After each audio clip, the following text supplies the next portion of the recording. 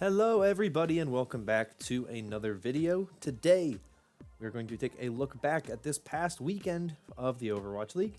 It's the 2020 season week 5, the second Washington Justice homestand. We are going to take a look right here, right now, boom, at my record and my picks and all that kind of stuff. So my overall record for the week was 4-2, but my big pick record was once again 0-1. It's been some really tough picks this week, or this season, for the big picks. I'm hoping I can start making up some ground on that coming up soon. But let's jump into it, starting with Saturday. The first match was the Toronto Defiant taking on the Florida Mayhem. I felt like this match was pretty much what I would expect from these two teams. The Mayhem are just okay. The Defiant are starting to really struggle. I don't know how this Defiant team is the team that took Philadelphia to 5 maps. And ever since then, they've just been getting completely destroyed. And they've played some good teams in there. But, you know, they played Atlanta. And, of course, they played Philadelphia as their first loss of the season. But they also lost to the Outlaws and the Mayhem. So I don't really know what to expect from the Toronto Defiant at this point in time. I don't know what they are. They're not that good, is the impression that I'm getting, is that they are just not a great team, and we have to wait and hopefully see what is going on with them, because really I don't know what to say about them anymore. The Florida Mayhem, on the other hand, are an interesting team because I think they have had some flashes, but they're about where I would have expected them to be. They're beating teams that they should beat. You know, they beat the Defiant and they beat the Outlaws. I'd be interested in seeing a Defiant or a Mayhem Outlaws matchup now.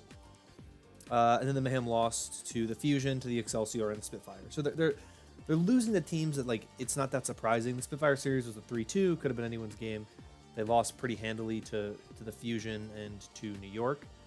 But it's also the kind of thing you have to worry about with the Mayhem, because if they're losing to teams that right now, yes, are ahead of them, they're not looking like they're going to be able to punch up very well. How are they going to match up against teams like the Dynasty or the Hunters or the Spark or the Fuel, or the Charge even? There's kind of like question marks surrounding those teams. I don't feel super confident in the Mayhem's abilities right now to play well against teams like that. Maybe the Fuel. But I think it's going to be an interesting one to pay attention to with the Mayhem. But I have been happy with the way they've performed. I think they've been pretty good.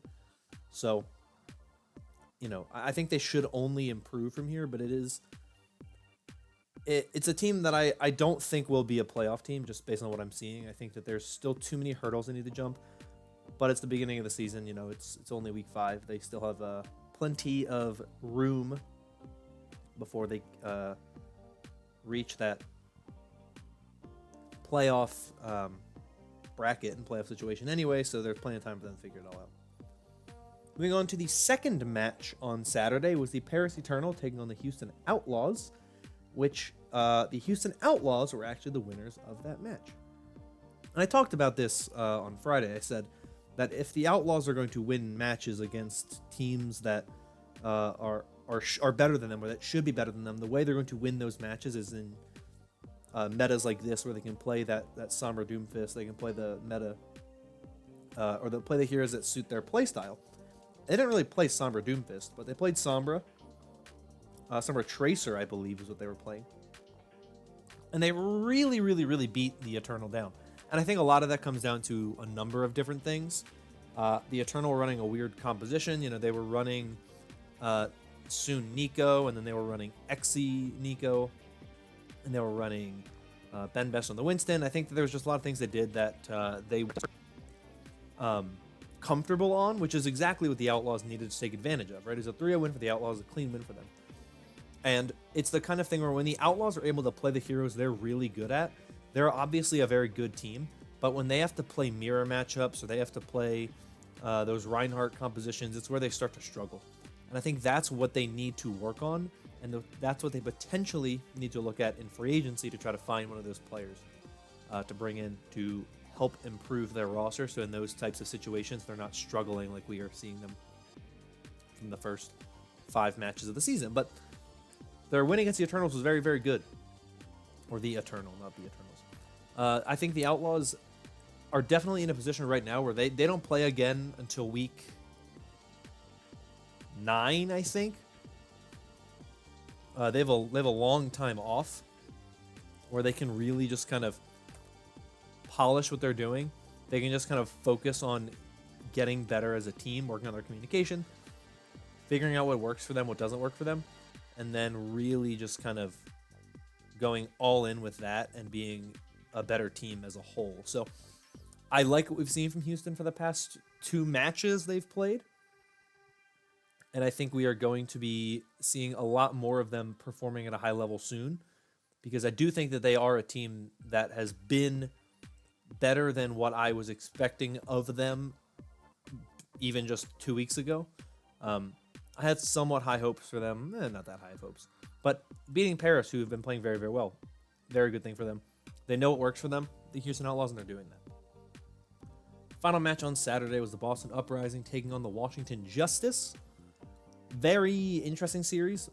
The Boston Uprising are a team that I just think their approach isn't working, and that's just like at the end of the day, like that's just what it is. The way that they are going about trying to build teams isn't working, and to me that comes down to an organizational problem. Because you look at a team like the Philadelphia Fusion, who in 2018 did that and succeeded. Even the Boston Uprising 2018 did that and succeeded. And you look at a team like the Toronto Defiant in many ways from last season. You look at the LA Valiant of this season, where we're seeing these teams who really kind of make these teams with like very unknown talent, even the London Spitfire are doing it. But other teams are finding other levels of success. The Boston Uprising aren't. And to me, that takes into question the talent scouting of the Boston Uprising, because we're seeing other teams follow this approach that they're following and not having, like, top of the league success. You look at the teams at the top of the league right now: the Excelsior, the Fusion, the Eternal, the Titans, the Shock.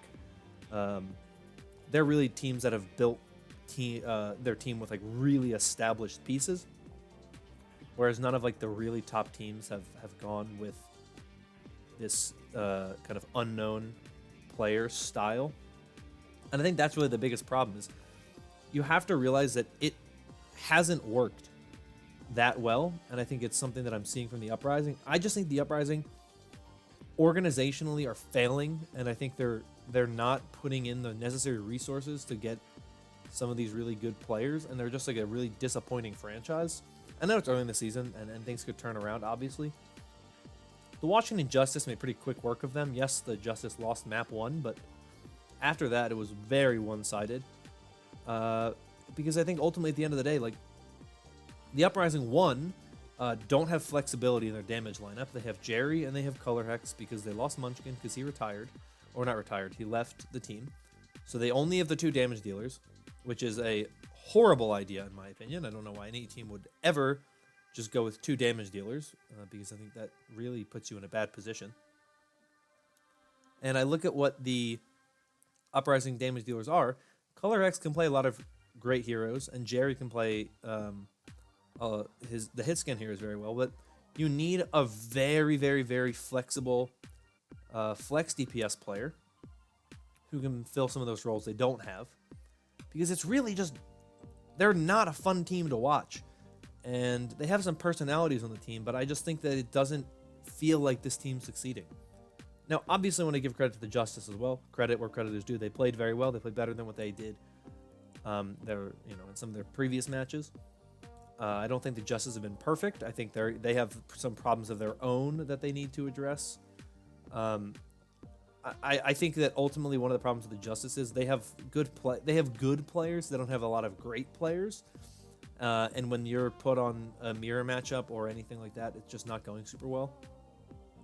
I think that Lulsish coming into the league whenever he's able to come in will be interesting to see how that affects things. But in theory, I think the Justice roster should be better. You have Corey and Stratus who play very well. Elevote has been very impressive. I've actually really liked what he's done. I think the support line of Arc Aim God is, in theory, a very good support line, but they're just not getting things done in the way that they should be, I think. And though, they're beating teams they should beat, but they're also losing to some teams they probably shouldn't lose to. They should have beaten the Spitfire, I think, and then they didn't. And they have been struggling a little bit. So also, we'll see what happens to the Justice going forward. I don't think the Justice's season is as in jeopardy as, say, like the Uprising, because I think the Justice have more talent on their team. I think they have more in place to kind of benefit them going forward, but I'm not super confident with what I've seen from them so far. Moving on to Sunday, we had the Paris Eternal take on the Philadelphia Fusion. That was an insane match. It was my big pick game. I don't have any regrets picking Philadelphia. I think that they should have been the favorite to go into it. There's no reason why you shouldn't have picked them. This really, to me, was kind of a defining match for the Paris Eternal because they lost 3-0 to the Houston Outlaws the day before, and then they bounced back and beat the team who had the best record in the league. They were undefeated, 5-0, and they beat them. And they made changes. They were running Exian soon instead of Nico with either one of those two. They were running No Smite on the tank because he was just the better Winston they had. And I thought they looked very good. Now, I do think that one of the problems that you see with hero pools really showed up in this match, and that is that because of the Fusion's roster construction, right? Hisu, who is their second flex or hit scan DPS player, the player who they probably would have wanted to play the Soldier 76 because he is only 17 and not of age yet. They had to have Ivy play the Soldier 76, and XE just clowned on Ivy. Now, I also think XE would have clowned on Hisu, just not as much as he did. Though, I do think that is a bit misleading, because if you look at a lot of the stats, Ivy's stats were actually pretty good, and in some cases they were better than what XE was having. It was more just in the head-to-head one-on-one matchup that XE was really dominating. So, I think that I think if Hisu was in there, it may have turned it a little more in the Fusion's favor, but I think it was a very close series regardless.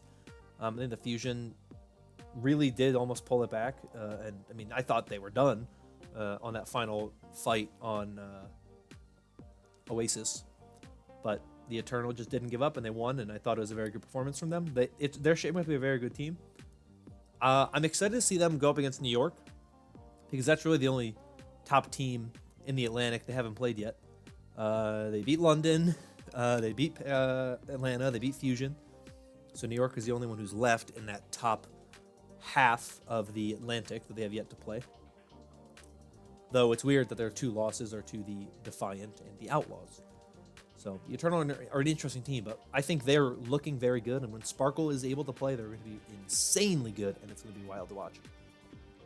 The next match Sunday was New York Excelsior versus the Washington Justice. Not a whole lot to say different from what we saw with the Justice. They looked like what I would expect them to look like against the top team in New York. They took a map off New York, which is impressive in its own right, and something to applaud them for. New York, I never thought I'd say this. I thought they looked better when Nene was playing Tracer instead of Sabiolbi. But I don't necessarily think it's because Sabiolbi's Tracer was bad. It was just that the way they were playing was different. Sabiolbi's Tracer was very, very good when we were seeing Dive in 2018. And this Tracer still looks good. But the style is different. Because what Sabiolbi was doing on Tracer was taking the duels when the enemy Tracer would try to dive on the backline. For the most part. Obviously, he would do his own dives and whatnot, but they played a very defensive style, so Sabiolbi wasn't playing a super aggressive style. He was waiting for the other Tracer to come to him. He was winning those 1v1 duels, and then they had them in advantage, and then Jonak would just kind of clean up. And that's what he was kind of doing again this time around, which didn't really work as well. Nene was more aggressive, more decisive, going into the, taking the fight to the other Tracer, taking the fight to the other team. I thought it looked very good. I thought it worked very well. It looked very clean. I think the NYXL are still a really good team. We're going to talk about the standings here in a little bit because I want to bring some attention to that going forward. But I do think the NYXL are about where we expect them to be. They're going to be a team who is at the top of the league, in general. They're going to beat the teams that are lower than them, and they're going to lose to teams around them sometimes, and sometimes they'll beat them. That's just what they are. We'll see. They'll have another test next week, but we'll talk about that on Friday. The final match from Sunday was the Boston Uprising against the Atlanta Reign. very one-sided. The Atlanta Reign, dominant. Hawk was really good. Urster was really good. Edison in his debut, he was really good. It was a super one-sided affair. It wasn't even a real match. The Reign just dismantled the Uprising. And that's about what I'd expect. But the Reign are a team I don't know where the Reign really are. Because going into the season, I obviously thought this, but a lot of other analysts and whatnot thought this about the Reign. A lot of people thought the Reign were going to be one of the top teams in the league, a top 5 team. But when you look at what they've done in the granted only 3 matches they've played, they were dominant against Boston, and they were dominant against Toronto, which when they were dominant against Toronto, at the time we thought it was a big deal because we had been coming off Toronto beating Paris and almost beating Philadelphia. And then they get completely destroyed by Atlanta. And you're like, oh, so Atlanta's legit. Turns out Toronto might not be legit. And then Atlanta got completely crushed by Paris, and then they completely crushed Boston. So they beat the 2 worst teams in the Atlantic. And granted, they lost to a team just ahead of them, but they lost badly. So where are the Reign going to perform next week when they have to play New York? And how are they going to perform against teams like the Spitfire, who are right with them in the standings? You know, Spitfire 3-2, Reign are 2-1. How are they going to perform in instances like that? That's what I'm interested to see with the Reign, because we've been thinking they're very good. I still think they're very good, but we haven't really seen enough of them for me to say for sure that they are a team who is going to be challenging New York or even Philadelphia or even Paris as a top team in the Atlantic Conference. And the way they're playing right now, I think they should be a playoff team. At least a play-in team. But if I'm comparing them to teams like the Titans, like the Shock, who knows with those teams, or even the Dragons. We have to see some of these other teams in the Pacific who we haven't seen yet, or we haven't seen since week 1, play, and then we'll kind of have a better idea of what's going on. But the Reign are an interesting one. I'm going to keep my eyes on them for a little while. Those are my picks, though, from the past week. As I mentioned just a little bit ago, I want to take a quick look at the standings, because there's an interesting thing happening in the standings that you may notice. The New York Excelsior are back at number 1 after the Philadelphia Fusion loss and the New York Excelsior win. The NYXL have the differential advantage over the Fusion by 1. You can also see the Paris Eternal still sitting there at 3. The Atlanta Reign are there at 4. Not a ton of movement, though the Outlaws are moving up. They're closing in on some of these other teams. As I mentioned, the Outlaws don't play for a few weeks, so we won't be seeing them in a while, so they'll probably stay in that spot, if not drop lower, just because other teams are playing when they're not playing. So we'll see what happens. But I wanted to bring attention to the fact that with the Fusion loss and the NYXL win, the NYXL have moved past the Fusion. So they are currently sitting at number 3 overall, just behind Vancouver and San Francisco, though take that with a grain of salt, because those teams have only played 3 games between them. So I'm hoping that sometime this week we get news about what they're going to do with these matches that were supposed to be played in Seoul, starting this week, I believe. This past weekend, and then they were going to be, played throughout. And instead, we have to wait and see what they're going to do. I assume they're going to play them in LA somewhere. I don't know where. They don't have the Blizzard Arena anymore. So I'm curious to see what they do, but I'm hoping we get an announcement about that soon, because I want to know what is going on with some of these teams we haven't seen yet, like the Dragons and the Charge and the Dynasty and the Hunters and the Spark. And I also want to see these Pacific West teams again, because we haven't seen them in a while. I want to see what they're up to, because that's what I like with the league, is seeing the teams play. But that's everything I have for you today. If you enjoyed, consider liking and subscribing. If you enjoyed, do that liking and subscribing. And let me know down below your thoughts on what happened this past week. But I'm going to get out of here. Thank you once again. I hope you all have a wonderful week, and I will see you all next time. Bye-bye.